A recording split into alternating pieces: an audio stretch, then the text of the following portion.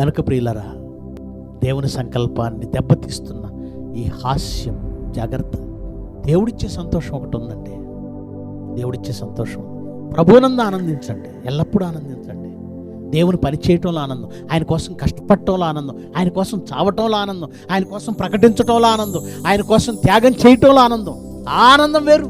నీ బ్రతుకును సరదాగా గడిపేయాలనుకోవటం అది ఆనందం కాదు, అపహాస్యం. దేవుని సంకల్పాన్ని దెబ్బతీస్తుంది. ఈ తేడా మీకు తెలియకపోతే దేవుని సంకల్పం నుంచి మీరు కూడా దూరం అయిపోతారు. ఆలోచించండి. ఈ జీవితం దేవుని కోసం బలి కావడానికే వచ్చింది, సుఖపడ్డానికి కాదు. త్యాగమైపోవడానికే వచ్చాం, సుఖపడ్డానికి కాదు. అది నేర్పాలనుకున్నాడు దేవుడు, అది నీకు అర్థం కాకుండా చేయాలనుకున్నది అప్పుడు. అందుకే సమాజాన్ని దేని వైపు మళ్ళించింది? సరదాల వైపు, సంతోషాల వైపు. మీరెటు ఓటు వేస్తారు? ఈ కొద్ది కాలంలో ఆనందం కోసం వెతుక్కుంటారా? శాశ్వతంగా పరలోకంలో ఆనందాన్ని కావాలని కోరుకుంటారు. ఈ కొద్ది కాలం కష్టపడ్డం ఇష్టం లేక సంతోషంగా గడిపేద్దాం అనుకుంటే అనంతకాలము ఏడుపు పండ్లు కొరుకుంటారు. భయంకరమైన ఘోరమైన దుఃఖం ఉంది.